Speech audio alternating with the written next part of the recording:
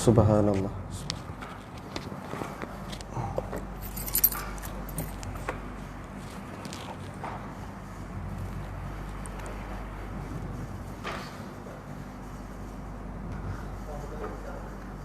Ustaz tahu SOP Imam bagi tahu yang Macam mana? yang kuliah ni masuk waktu Isyak ya. Berhenti. SOP dia. Okey.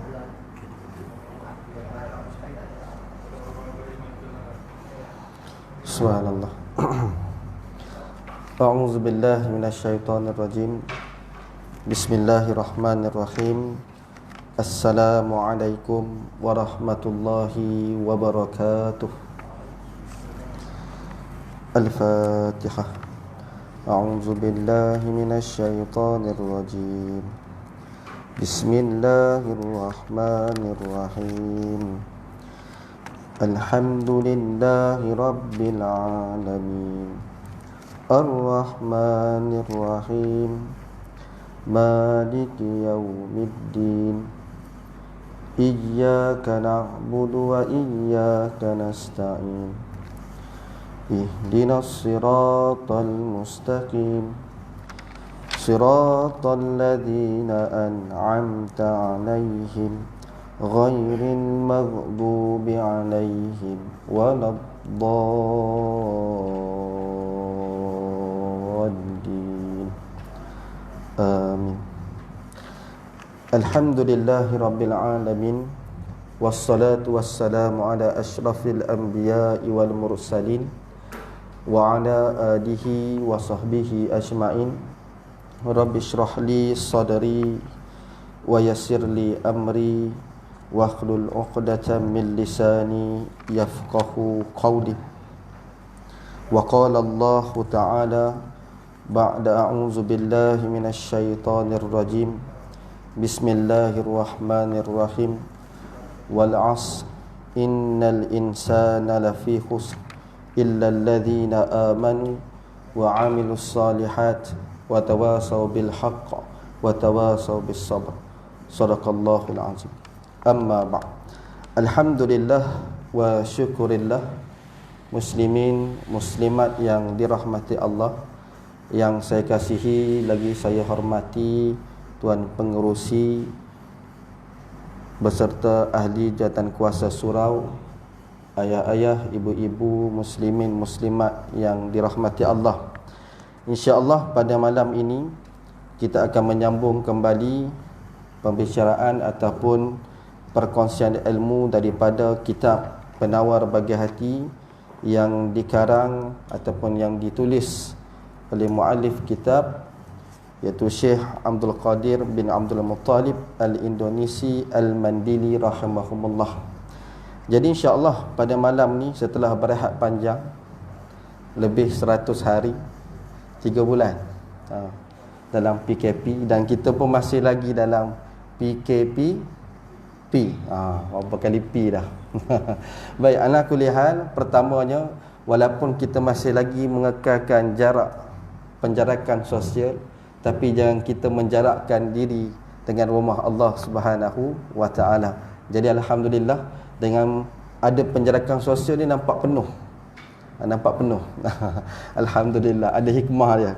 Jadi sebab tinggal lama tak ingat berhenti kat mana. Ada buat catatan. Bab pertama, bab iaitu pada tajuk yang terakhir, iaitu 10 sifat yang dipuji oleh Allah Ta'ala. Baik, jadi kalau siapa guna kitab Jawi, masuk pada permulaan bab dah tengah-tengah dah.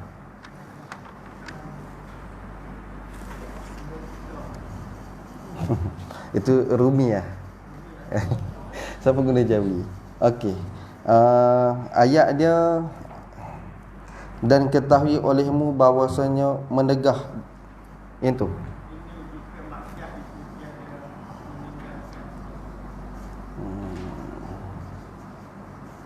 Tak apalah, nanti kita tengok balik.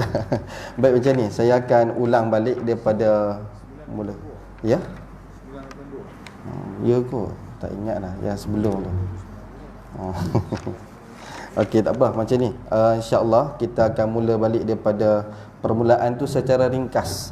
Kemudian masuk pada part yang kita berhenti tu insyaAllah. Baik. A'udzubillahi minasyaitonirrajim. Bismillahirrahmanirrahim. Wa nafa'ana bi'ulumihi fi darainil amin. Amin ya rabbal alamin. Kata muallif rahimahumullah, iaitu pada bab yang pertama pada menyatakan taubat. Ketahui olehmu bahawasanya taubat itu permulaan jalan bagi sekalian yang menjalani akan jalan akhirat. Syekh Abdul Qadir menyebutkan kepada kita pada permulaan bab yang menyebutkan tentang sifat-sifat yang dipuji oleh Allah Subhanahu wa taala. Pertama sekali duduk di ranking yang pertama, Syekh Abdul Qadir sebut berkaitan tentang perihal taubat. Jadi apakah itu taubat? Maka disebut dalam mukadimah permulaan bab ini, beliau menyebutkan kepada kita bahawa taubat itu permulaan jalan bagi sekalian yang menjalani akan jalan akhirat. Kehidupan kita bukan hanya semata-mata di dunia. Pada hari ini kalau kita melihat kepada tarikh ataupun hari, itulah usia kita yang berada di dunia.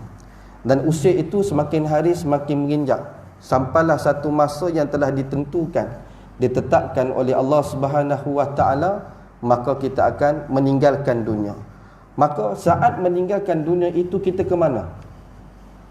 Kalau tanya orang dalam surau ni, semua orang beriman dah, automatiknya dia akan kata pergi ke alam barzakh. Dan alam barzakh itu satu tempat perhentian seketika sebelum kita pergi ke alam yang kekal abadi, iaitu akhirat. Jadi bila sebut tentang taubat ini, tidak dapat tidak, bagi orang yang menginginkan jalan akhirat, sudah tentu di akhirat kita ingin bertemu akan Allah Subhanahu wa taala, iaitu di dalam syurga. Jadi sebab itu kalau kita perhatikan dalam ayat Al-Quran pada surah Al-Baqarah ayat 222, Allah Ta'ala berfirman, innallaha yuhibbut tawwabin, yang bermaksud sesungguhnya Allah menyukai ataupun mengasihi akan orang-orang yang bertaubat. Menunjukkan pada ayat ini memberi perhatian ataupun penekanan, nak menunjukkan Allah Ta'ala menyukai ataupun mengasihi akan orang-orang yang bertaubat. Dan juga dalam surah An-Nur pada ayat ke-31, Allah Subhanahu wa taala berfirman, wa tubu ilallahi jami'an ayyuhal mu'minun, dan bertaubatlah kamu semua kepada Allah sekalian kamu, ayyuhal mu'minun, sekalian orang-orang yang beriman.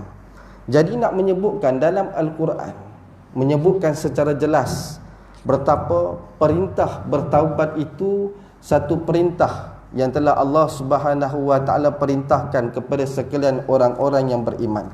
Jadi dalam permulaan bab ini menyebutkan kepada kita beberapa dalil, beberapa bukti, baik daripada Al-Quran maupun hadis-hadis Nabi sallallahu alaihi wasallam. Sebagaimana dalam satu riwayat Nabi sallallahu alaihi wasallam bersabda, at-taibu minadz-dzambi kaman la dzanba lahu, yang bermaksud orang yang bertaubat daripada dosa seperti mereka yang tidak berdosa. Begitu juga dalam riwayat yang lain, baginda Nabi sallallahu alaihi wasallam bersabda, ya ayyuhan nas tubu ilallah fa inni atubu ilaihi fi yaumin mi'ati marrah. Wahai yang mana-mana manusia, taubatlah oleh kamu kepada Allah Ta'ala, maka bahawasanya aku bertaubat kepadanya 100 kali dalam sehari. Disebutkan oleh para ulama, maksud taubat Nabi itu ialah dengan istighfar, iaitu yang selalu kita baca, selalu kita sebut astaghfirullah, astaghfirullah. Jadi sebab tu kalau kita baca Quran, amat digalakkan, amat disarankan untuk kita mentadabbur akan Al-Quran. Dalam Al-Quran banyak kisah-kisah taubat. Pernah baca kisah berkaitan tentang taubat Nabi Yunus? alaihissalam, apa yang berlaku kepada Nabi Yunus, sehingga kan taubat, zikir taubat yang diulang-diulang oleh Nabi Yunus menyebabkan Allah Ta'ala menerima taubat Nabi Yunus dan akhirnya keluar daripada perut ikan Nuh. Apa zikir taubat yang diulang oleh Nabi Yunus? La ilaha illa anta subhanaka inni kuntu minaz zalimin. Begitu juga kalau kita baca dalam surah Al-A'raf, ada satu kisah. Tetapi kisah ini adalah taubat bukan daripada seorang Nabi, tetapi taubat daripada orang yang menentang Nabi. Iaitu kalau kita rujuk dalam surah Al-A'raf, ada kisah bagaimana Allah Ta'ala telah memerintahkan kepada Nabi Musa dan juga Nabi Harun agar berdakwah kepada siapa? Kepada Fir'aun. Agak-agak Fir'aun terima tak? Bila Nabi Musa berdakwah kepada Fir'aun yang menyatakan bahawa aku ni seorang rasul dan mengajak kepada Fir'aun agar menyembah Allah Subhanahu wa ta'ala, lalu bila mana Nabi Musa menyebutkan dia sebagai seorang rasul, Fir'aun minta bukti, tolong tunjukkan bukti yang kamu ni seorang rasul. Maka Nabi Musa telah menunjukkan mukjizatnya. Apa mukjizat Nabi Musa? Kalau baca Quran confirm jumpa. Yang pertama, dilontarkan, dicampakkan tongkat jadi ular. Satu. Yang kedua, keluar cahaya daripada tangan Nabi Musa. Bila ditunjukkan kepada Fir'aun, apa yang berlaku? Dia tidak menerima walaupun ianya adalah kebenaran. Lalu dibuat satu perancangan bagaimana nak mengalahkan dan bagaimana nak memalukan Nabi Musa dan juga Nabi Harun. Lalu Fir'aun telah memberitahu dan juga menawarkan habuan lumayan kepada ahli sihir Fir'aun. Sebab tu ada satu kisah berkaitan tentang bagaimana berimannya ahli sihir Fir'aun. Bila mana Fir'aun tawarkan habuan yang lumayan kepada ahli sihir Fir'aun, kan? Disebutkan dalam surah Al-A'raf, nanti balik boleh baca tengok. Saya tak ingat ayat keberapa. Bila mana ditawarkan kepada ahli sihirnya, semua bersedia. Bila berlawan dengan Nabi Musa, apa yang berlaku? Siapa nak jalan dulu? Nabi Musa ke ahli sihir Fir'aun? Lalu Nabi Musa kata, engkau jalan dulu.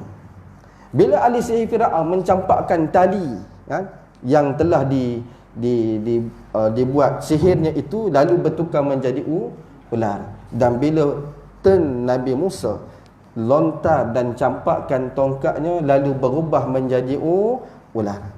Pada saat itu, siapa yang memerhati? Bukan hanya di antara ahli sihir Fir'aun dengan Nabi Musa, tetapi ianya telah dilihat oleh Fir'aun sendiri, pembesar-pembesar Fir'aun sendiri, dan juga rakyat pada waktu itu. Bila mana seekor demi seekor ular-ular milik ahli sihir Fir'aun ditelan oleh ular yang merupakan mukjizat Nabi Musa, pada waktu itu apa yang berlaku? Sujud beriman kepada Allah ke semua ahli sihir Fir'aun. Cuma di sini para ulama menyebutkan dan menerangkan satu persoalan. Kenapa hanya ahli sihir Fir'aun yang sujud beriman, tidak bagi Fir'aun? Padahal mereka melihat pada suasana yang sama. Dan apa yang kita boleh ambil, hebatnya taubat ahli sihir Fir'aun itu, bila mana mereka mengakui keimanan dan kebenaran kerasulan Nabi Musa, mereka tidak berpatah balik. Bila mana Fir'aun telah menggertak, mengancam agar disalibkan dan dipotong, dibunuh, dikerat tangan dan juga kaki. Bagaimana disebut oleh Ibnu Abbas radhiyallahu an, seorang sahabat yang pakar tafsir, mengatakan bahawa Fir'aun adalah manusia pertama yang menjalankan hukuman bunuh potong silang tangan dan juga kaki. Kalau kita perhatikan, cuba tengok bagaimana berimannya ahli sihir Fir'aun. Mereka sebelum ini menentang Nabi Musa. Bahasa mudahnya, mereka dalam kekufuran, menentang kebenaran, iaitu apa yang dibawa oleh Nabi Musa. Tetapi bila mana mereka melihat kebenaran di hadapan mata, walaupun mereka beriman dalam keadaan seketika, tetapi taubatnya yang ahli sihir Fir'aun itu telah membuka mata-mata rakyat dan juga orang-orang yang melihat kebenaran tersebut. Jadi sebab itu, kalau kita melihat tentang bab taubat ini, saya sebenarnya nak sebut tentang taubat ni bukan saya lah, kan? Kita semua ni adalah pendosa. Tetapi adanya ilmu apa yang disampaikan oleh para alim ulama ini untuk memberikan jalan kepada kita. Kenapa perlunya kita bertaubat kepada Allah dan kita mengambil ibrah daripada kisah-kisah daripada Al-Quran. Sebagai contoh yang saya sebut, bagaimana ahli sihir Fir'aun ni, dia baru saat itu beriman, dan betapa teguhnya imannya ahli sihir Fir'aun ini, walaupun diancam oleh Fir'aun untuk membunuh mereka, mereka tidak berpatah balik. Bahkan biar mereka mati dibunuh, asalkan mereka mendapat kebenaran dan juga syurga menanti mereka. Jadi sebab itu, bila kita baca sebegini, fahamlah dalam tajuk yang kita sedang bicarakan ini adalah berkaitan tentang taubat. Sejauh mana kita faham berkaitan tentang taubat, lalu bila kita melihat satu persatu apa yang disebutkan oleh Syekh Abdul Qadir kepada kita, beliau menyebutkan taubat ni dia ada rukun dia. Orang yang bertaubat ni, dia kena faham ni dulu. Ada 3 syarat utama kalau kita nak bertaubat. Yang pertama, kalau siapa guna kitab Jawi, buka muka surat 63. Kalau siapa guna kitab Jawi, buka muka surat 63. Dan ketahui olehmu bahawasanya makna taubat pada lurah ni dari segi bahasa, maksudnya kembali dan juga pulang. Dan pada syarak, barang yang berhimpun padanya 3 rukun. Baik, bahasa mudahnya begini. Yang disebutkan tentang taubat ini, Syekh Abdul Qadir sebut pada kita, terdapat 3 rukun. Bila sebut tentang rukun, dia tak boleh tinggal satu, dia kena buat semua. Kalau ada 3, 3 kena buat. Katakan, rukun yang pertama iaitu menyesal atas mengerjakan maksiat kerana Allah. Rukun yang kedua iaitu meninggalkan maksiat yang telah dilakukan. Dan rukun yang ketiga iaitu berazam sungguh-sungguh agar tidak mengulangi ataupun melakukan kembali maksiat yang telah ditinggalkan. 3 ni. Kalau dia hanya dia kata berazam ataupun dia hanya menyesal saja, tapi esok buat balik, maka belum lagi bertaubat. Saya ulang sekali lagi.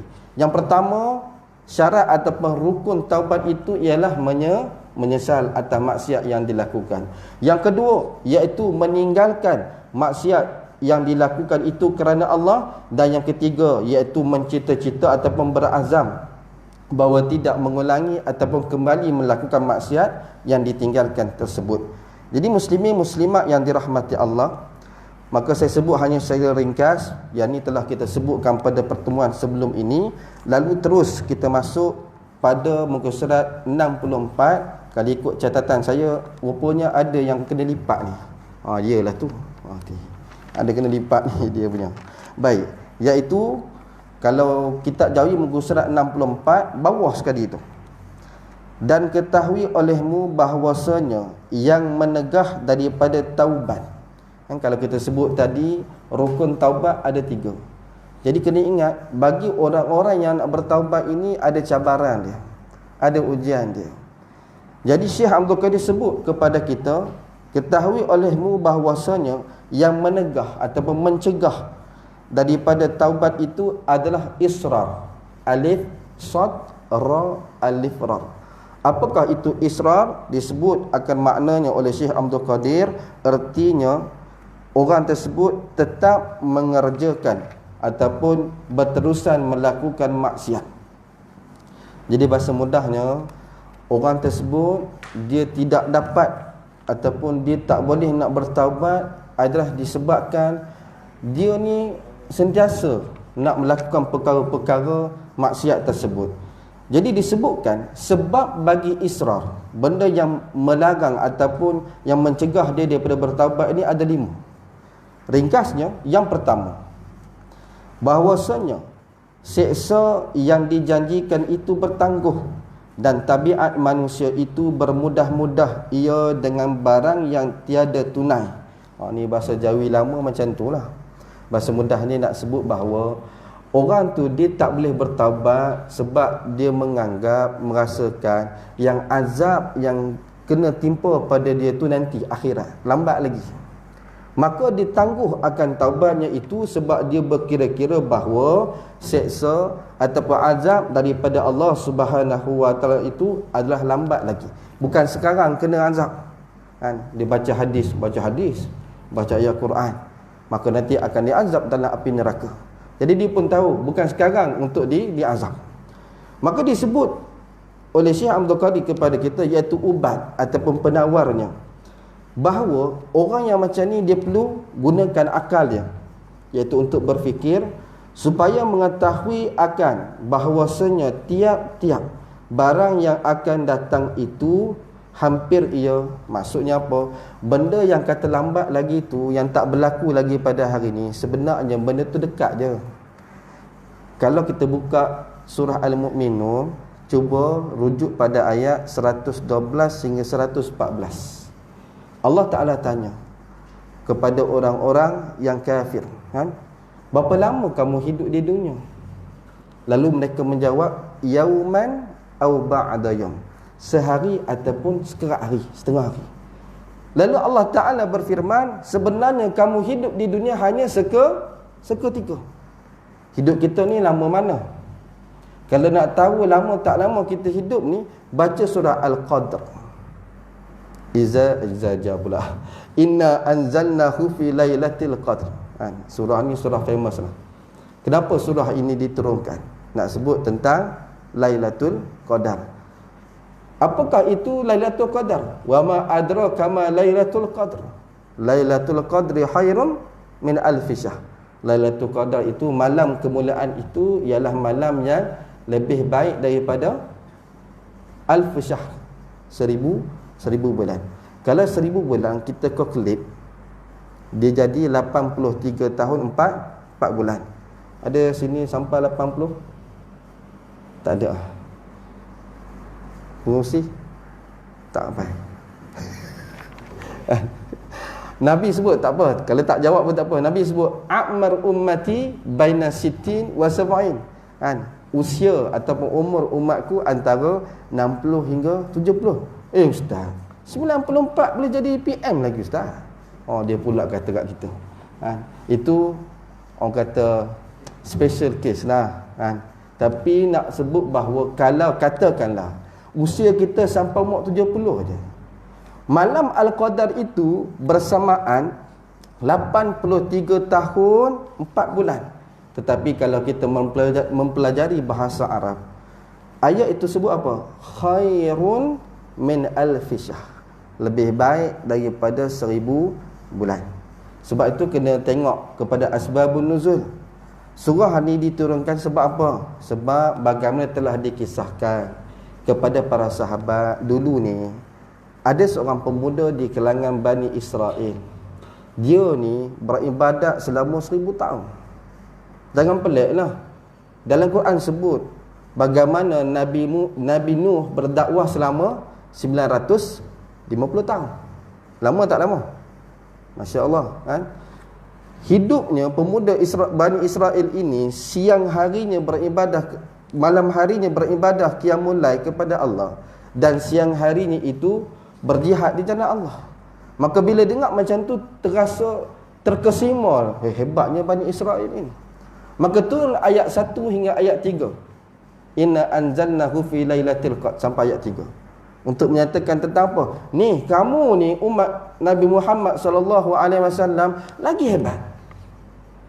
Dia hebat, dia kena 1000 tahun. Dia kena lalui 1000 tahun. Kamu satu malam lebih baik daripada 1000 bulan. Dapat tak tahun ni Lailatul Qadar? Jadi imam kan? Insya-Allah. Masing-masing jadi imam. Insya-Allah, mudah-mudahan kita dapat Lailatul Qadar.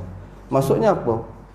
Nak kata pada kita ni bahawa Allah Subhanahu wa taala telah berikan kepada kita peluang. Allah berikan kepada kita ruang, walaupun usia kita tidak panjang, tetapi ada peluang-peluang yang telah Allah anugerahkan khusus kepada umat Nabi Muhammad sallallahu alaihi wasallam, akan ganjaran yang berlipat kali ganda. Jadi kita manfaatkan.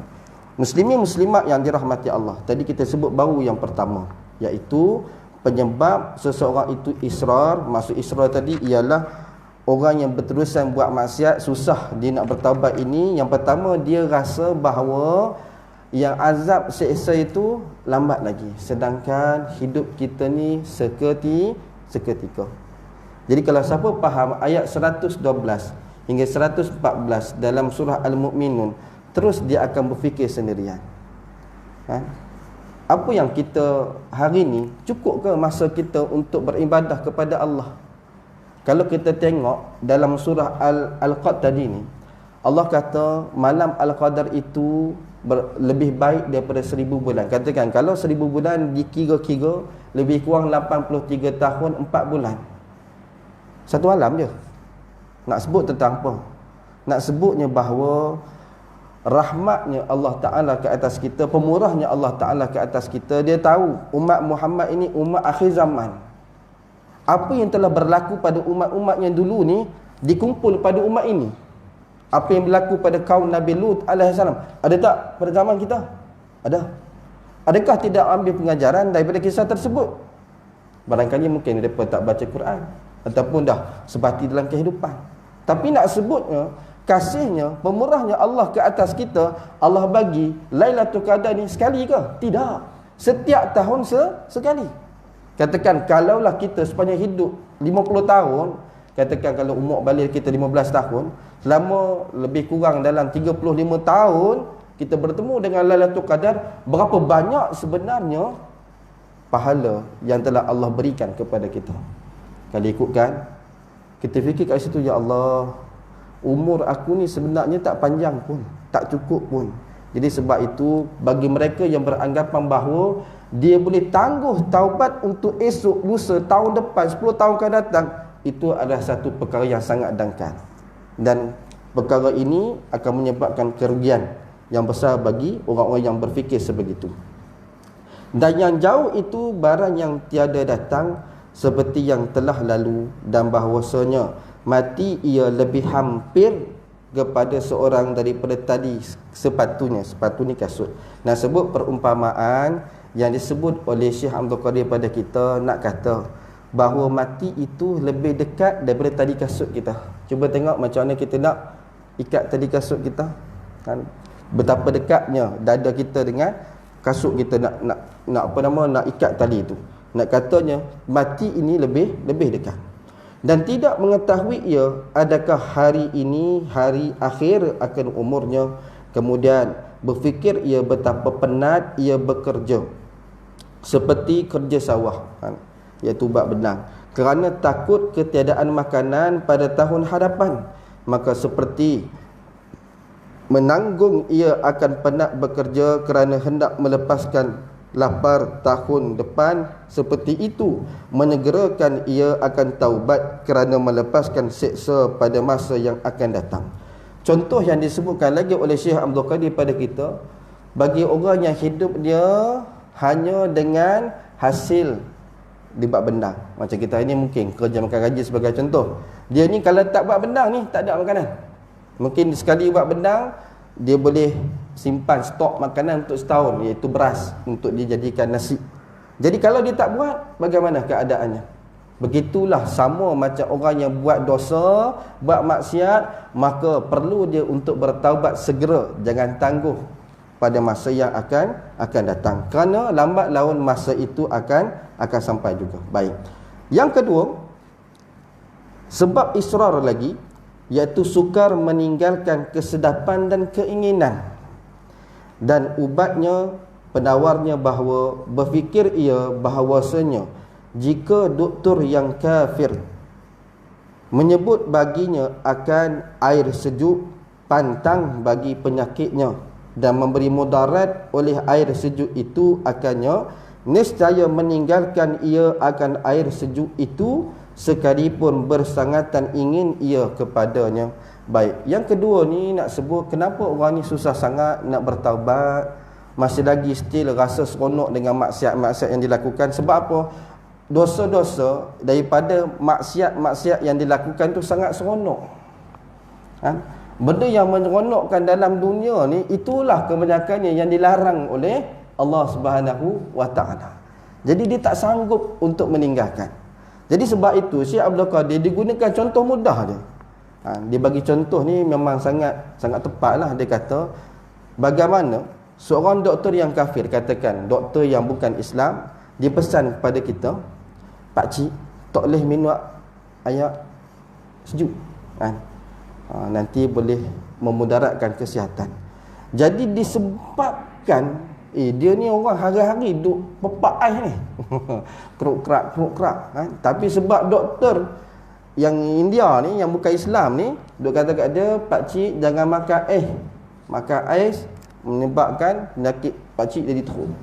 Maka dia patuh pada perintah ataupun saranan doktor itu. Sebab apa?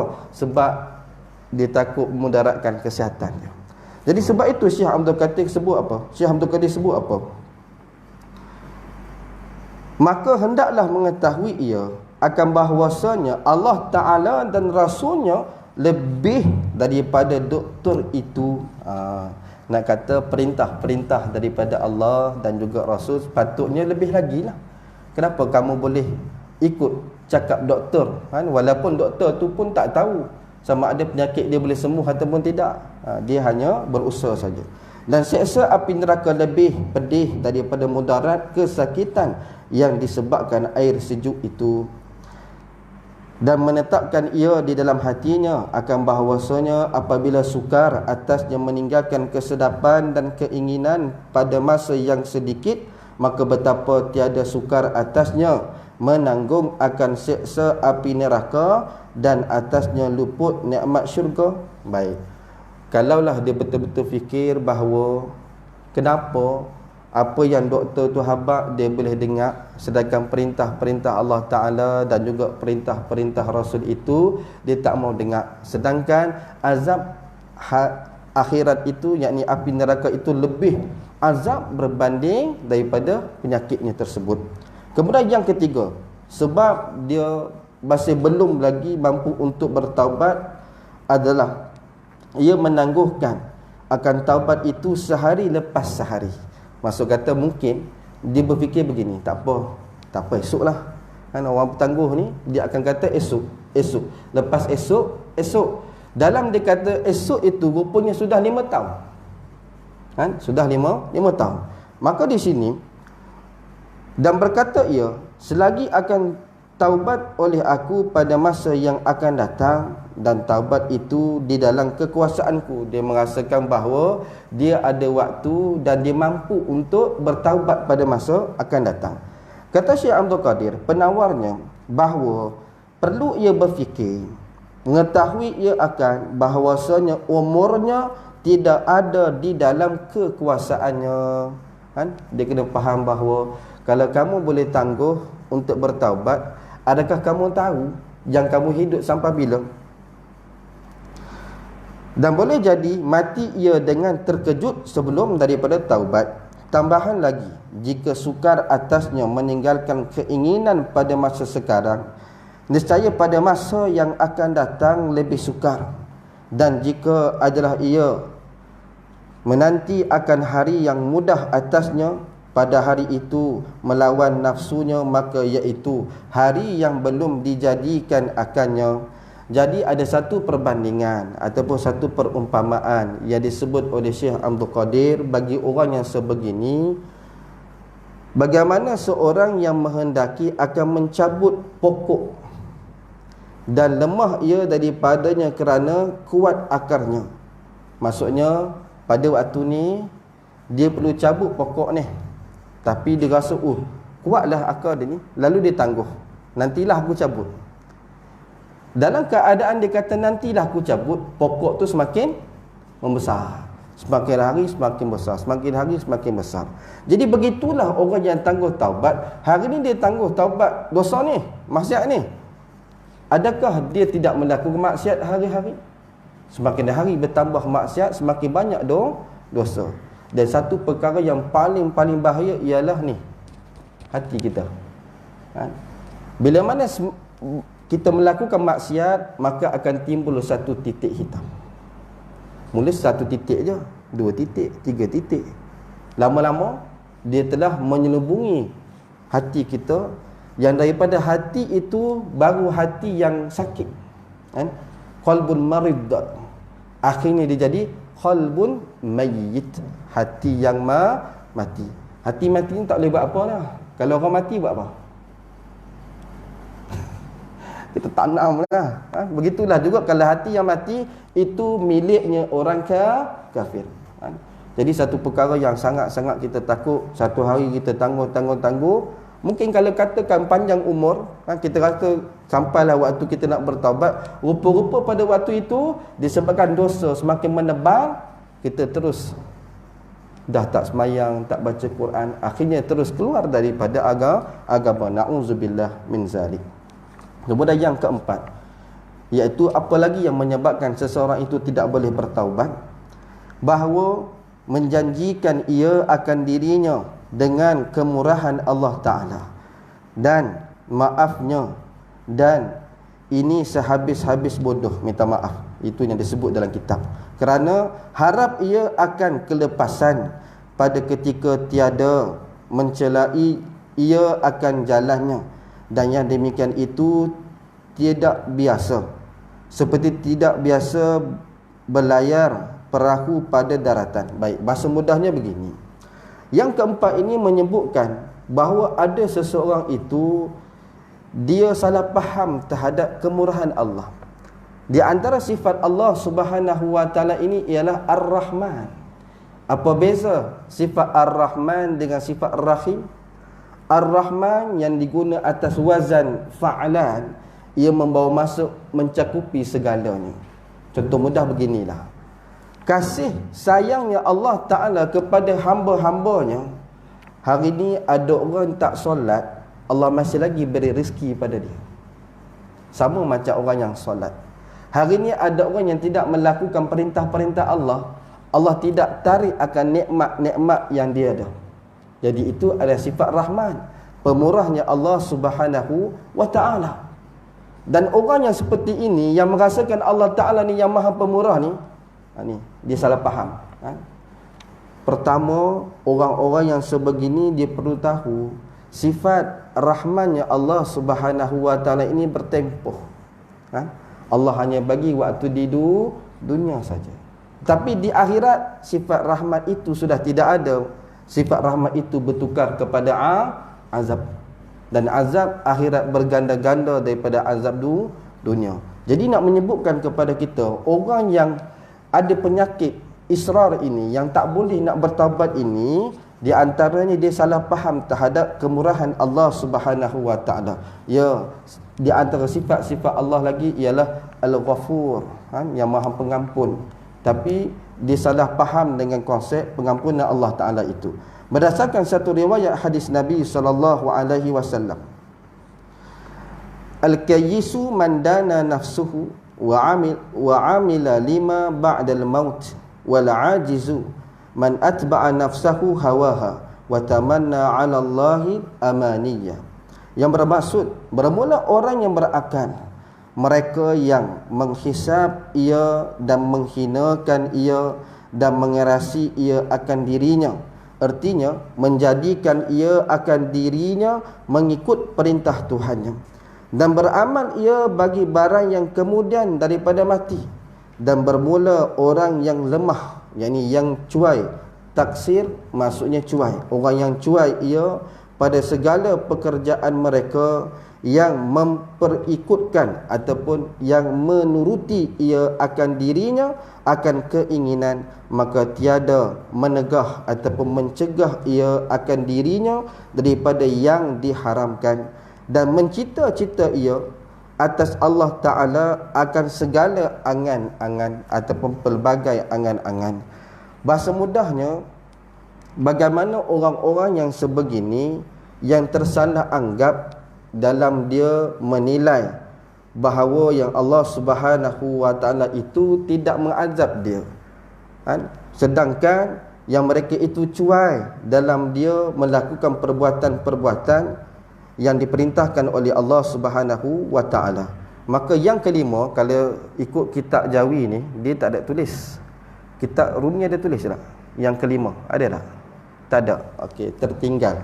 Yang kelima bermula pada maka serta taksirnya, iaitu cuainya pada mengerjakan taat. Yang ni adalah yang kelima. Maksudnya israr ataupun benda yang menghalang seseorang itu daripada bertaubat. Yang kelimanya ialah mereka yang cuai daripada melakukan ketaatan kepada Allah Subhanahu wa taala. Sebut cuai ni bukan dia tak mau buat, kan?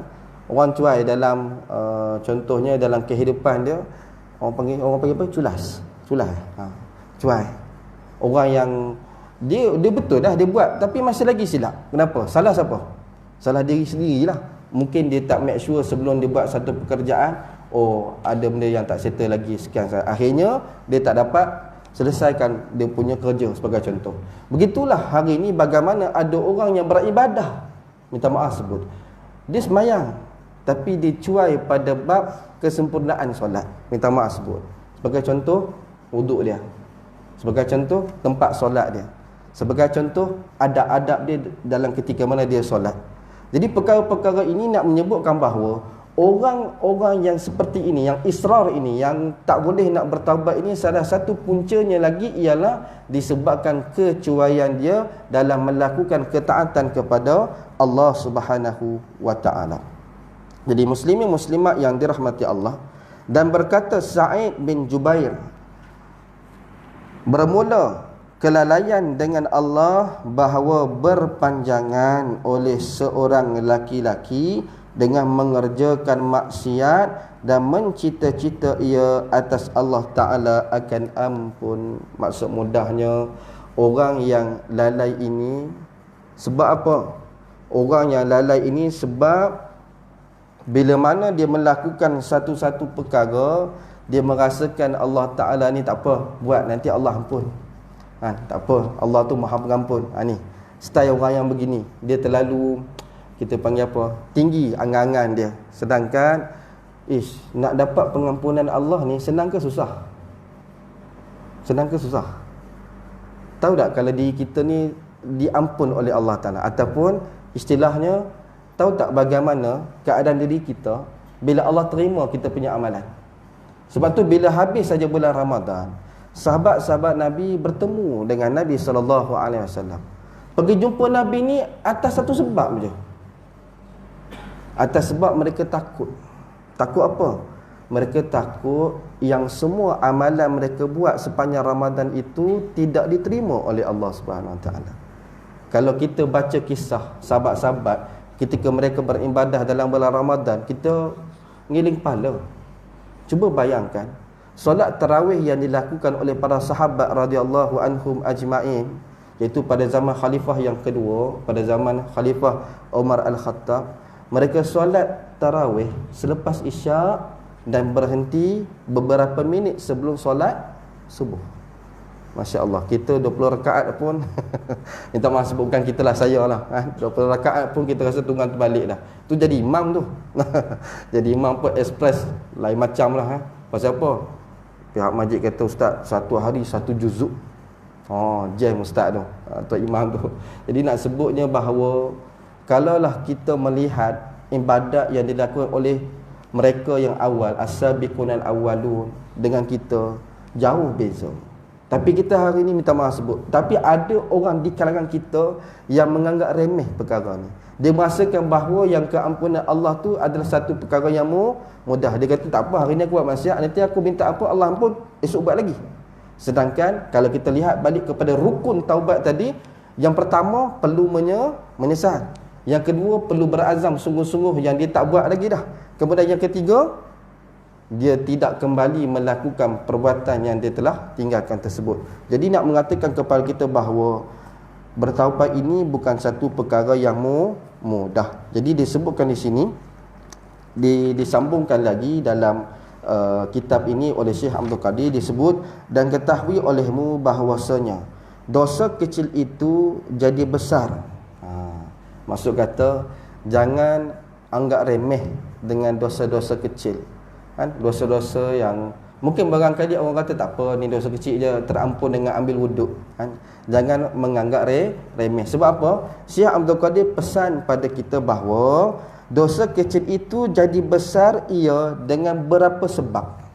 Ada beberapa sebab. Yang pertama, iaitu bahawa menganggap kecil ia akan maksud akan dosa kecil itu, dan meremehkan akan dosa, maka tidak peduli ia akannya dan tidak duka cita. Maksud duka cita ni tak menyesal ia dengan sebabnya, tak menyesal sikit pun akibat daripada dosa tersebut. Itu yang pertama. Jadi orang yang selalu anggap remeh dengan dosa-dosa kecil, tak apa, sikit punya hal lah kan. Kemudian yang kedua, sukacita ataupun dia seronok ia dengannya, seronok dengan maksiat tersebut dan bermegah-megah dengannya. Ini masalah hari ni. Dia buat maksiat, kemudian ditayang pula ke orang. Dia rasa bangga. Sebagai contoh, hari ni orang suka upload dekat Facebook, tunjuk tayang ke orang. Sebagai contoh, tak mau sebut lah, masing-masing pun faham keadaannya. Nak mengatakan bahawa seolah-olah orang ni tidak ada rasa sikit pun kekesalan pada diri bila mana dia buat maksiat. Satu, tak menyesal. Yang kedua, dia tayang pula kepada orang, bahkan dia berbangga dengan apa yang dilakukan. Manakala yang ketiga, bahawa bermudah-mudah ia dengan menutupi Allah Ta'ala atasnya dan menyangka ia akan bahawasanya kerana mulianya di sisi Allah Ta'ala, dan tidak mengetahui ia akan bahawasanya ia dimurkai akan Allah Subhanahu wa Ta'ala. Maka yang ketiga ni ialah dia menganggap mudah bila mana Allah Ta'ala telah menutup keaiban dia.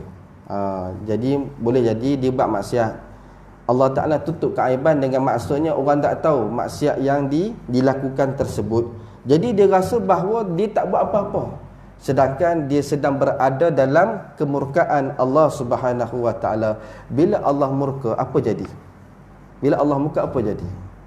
Maka Allah akan turunkan bala. Bila turun bala, maka bukan hanya kena pada orang yang melakukan dosa sahaja, bahkan dia akan kena kepada semua.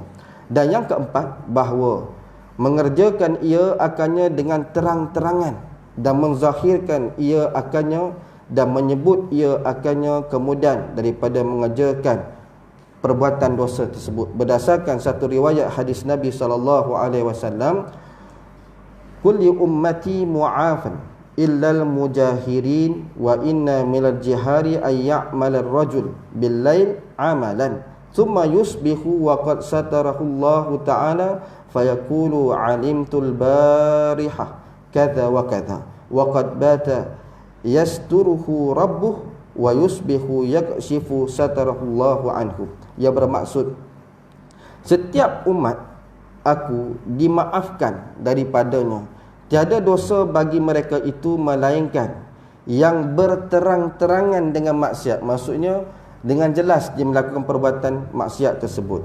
Tidak dimaafkan daripada mereka itu, maksudnya orang yang melakukan perbuatan maksiat dengan terang-terangan, maka tidak dimaafkan. Dan setengah daripadanya menzahirkan dan menerangkan maksiat ataupun menunjukkan maksiat itu, bahawa mengerjakan oleh seorang pada malam akan pekerjaan yang jahat, kemudian masuk ia pada masa pagi, pada ketika menutupi, maksud Allah tutup keaibannya itu, perlakuannya itu akannya, maka ia berkata, aku kerjakan semalam begini dan begini, dan sungguhnya telah bermalam ia, maksudnya pada malam hari Allah telah tutup akan keaibannya, perkara dosa itu tidak diketahui, dan pada waktu pagi ia membuka, maksudnya dia menyebutkan perbuatan-perbuatan maksiat yang dilakukan. Ia akan penutup Allah Ta'ala daripadanya dengan memasyhurkan dosanya. Jadi muslimin muslimat yang dirahmati Allah, Dalam hadis ni sebut dengan jelas kepada kita betapa Allah Ta'ala kasih pada kita. Ada mungkin kadang-kala seseorang melakukan perbuatan maksiat, lalu Allah tutup maksiatnya itu, maksudnya orang tak tahu perbuatan maksiat. Tetapi ni perkara ni berlaku zaman kita hari ni kan, dengan teknologi serba canggih, dia buat ambil video, rakam, upload dan seumpamanya.